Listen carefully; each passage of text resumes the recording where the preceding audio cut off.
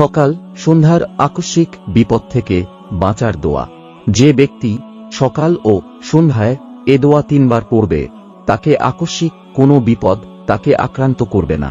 উসমান ইবনে আফফান রাদিয়াল্লাহু আনহু থেকে বর্ণিত, তিনি বলেন, নবী সাল্লাল্লাহু আলাইহি ওয়াসাল্লাম বলেছেন, যে ব্যক্তি সকালে এ দোয়া 3 বার পড়বে সন্ধ্যা পর্যন্ত আকস্মিক কোনো বিপদ তাকে আক্রান্ত করবে না, আর সন্ধ্যায় যে পড়বে সকাল পর্যন্ত আকস্মিক কোনো বিপদ তাকে আক্রান্ত করবে না।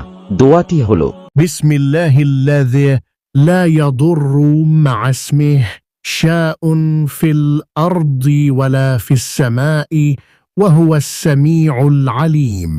বাংলা অর্থ, আমি আল্লাহর নামে দিন শুরু করছি, যার নাম সঙ্গে থাকলে আসমান জমিনের কোনো কিছুই ক্ষতি করতে পারে না, আর তিনিই সর্বশ্রোতা সর্বজ্ঞ। এ হাদিসের একজন বর্ণনাকারী ছিলেন পক্ষাঘাতগ্রস্ত। তিনি যার কাছে এ হাদিস বর্ণনা করছিলেন সে তার দিকে বিস্ময়ের সঙ্গে তাকিয়েছিল। তিনি তখন বললেন, আমাকে দেখে তুমি অবাক হচ্ছ? আল্লাহর কসম, আমি মিথ্যা বলিনি। যেদিন আমি বিপদে পড়েছি সেদিন দোয়াটি পড়তে আমি ভুলে গিয়েছিলাম।